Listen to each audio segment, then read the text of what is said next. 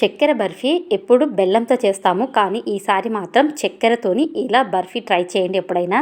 చాలా చాలా టేస్టీగా, చాలా ఈజీగా వచ్చేస్తుంది. ద్రాక్ష బోడంబి కాంబినేషన్తో ఇంకా చాలా బాగుంది. హాయ్ అండి, నమస్తే. ఈరోజు రెసిపీ వచ్చేసి కొబ్బరితోని చక్కెర బర్ఫీ. చాలా టేస్టీగా, అసలు సింపుల్ ప్రాసెస్లో, పాకం పట్టాల్సిన అవసరమే లేదు. ఈ తీరులో చేశారంటే మాత్రం కొత్తగా చేసేవారికైనా సరే కరెక్ట్గా వస్తుంది. చాలా చాలా టేస్టీగా కూడా ఉంటుంది. సింపుల్గా చేసేసుకోవచ్చు. వరలక్ష్మి వ్రతం రోజు కలశంలో పెట్టిన కొబ్బరికాయని గుమ్మానికైనా కట్టుకోవచ్చు, లేదంటే ఇలా స్వీట్ అనేది తయారు చేసేసుకోవచ్చు. మనం చేసేటప్పుడు ఎంత బాగా పాటిస్తామో అలాగే కదిలించేటప్పుడు కూడా అలాగే పాటించాలి, అక్కడ వాడిన వస్తువులతో సహా. ఎప్పుడే కానీ స్వీటే చేసుకోవాలి, దీంతో హాట్ అలాంటివి ఏం చేసుకోకూడదు, లేదా గుమ్మానికి కట్టేసుకుంటే సరిపోతుంది. ఇప్పుడు నేను ఈ కొబ్బరికాయతోని అంతా నేను తురమట్లేదు, తురిమేది ఉంటే గిన తురుముకోవచ్చు. నేనైతే తురిమేది లేదనేసి ఇలా ఈ కొబ్బరిని రెండు విధాలుగా చేసుకోవచ్చు. పల్సగా కట్ చేసుకొనైనా పాకం పట్టి తయారు చేసేసుకోవచ్చు, లేదంటే మిక్సీ జార్లోకి వేసుకొని పూర మెత్తగా పట్టకుండా ఓన్లీ కొంచెం బరకగా పట్టేసుకొని పక్కన పెట్టుకుంటే సరిపోతుంది. ఇప్పుడు ప్యాన్ పెట్టేసుకొని నెయ్యి కానీ, లేదంటే ఇలా బటర్ కానీ, లేదా వెన్న కానీ ఉంటే వేసేసుకొని, ఆయిల్ వద్దు, ఆయిల్ లేకుండా ఇలా ట్రై చేయండి. అలాగే ద్రాక్ష, బోడంబి, జీడిపప్పు. నేను ద్రాక్ష అనేది ఎక్కువ క్వాంటిటీలో వేస్తున్నాను, బోడంబి కొంచెం బాదం అనేది చాలా తక్కువ వేసాను. ఇప్పుడు అవి వేగిన తర్వాతకి మనం మిక్సీ పట్టేసుకున్నాం కదా, ఈ మాత్రం ఉంటే పొడిగా సరిపోతుంది, మరి ఎక్కువ పలుకులుగా అవసరం లేదు. వీటిని ఒక్క నిమిషం పాటు మీడియం మంట మీద వేంపేసుకోవాలి.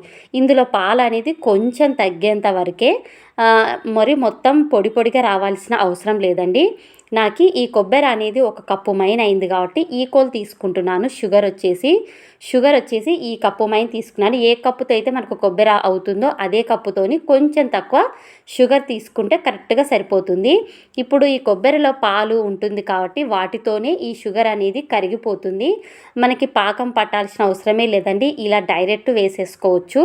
మనకి ఇది అనేది ప్యాన్కి సపరేట్ అయ్యేంత వరకు మీడియం మంట మీద వీటిని అంతా ఇలా చూపిస్తున్న విధంగా కలిపేసుకోవాలి. ఇది రెడీ అయ్యేలోపు ఇక్కడ డబ్బాకు అనేసి నేను ఏ డబ్బాలో అయితే వేస్తున్నానో ఆ డబ్బాలో చీరలకి పేపర్స్ వస్తాయి కదా, ఆ పేపర్ని ఇలా కట్ చేసి దానికి నెయ్యి పట్టించేసి పెట్టేశాను. అతుక్కోకుండా ఈ బాక్సులో వేస్తున్నా కాబట్టి వీటికి నెయ్యి పట్టించి సపరేట్ పక్కన పెట్టేసుకొని, ఈలోపు ఇందులోకి కొంచెం వాటర్ అనేది అంత తగ్గిపోయి ఉంటుంది, ఇందులో ఉన్న పాలు అనేటివి. ఇప్పుడు ఈలోపు ఒక చిన్న స్పూన్ అంతా ఇలాచి పౌడర్ కూడా వేసేసుకొని ఫ్లేవర్ కోసము అంతా ఇలా చూపిస్తున్న విధంగా దగ్గర పడేంత వరకు కలుపుతూనే ఉండాలి. మీడియం మంట మాత్రం హైలో అస్సలు పెట్టకూడదు. హైలో పెట్టినామంటే తొందరగా మనకి పొడి అయిపోతుంది. అసలు ఇలా మీడియం మంట మీదనే దగ్గర పడేంత వరకు ఇలా చూపిస్తున్న విధంగా దగ్గరగా వేసుకోవాలి.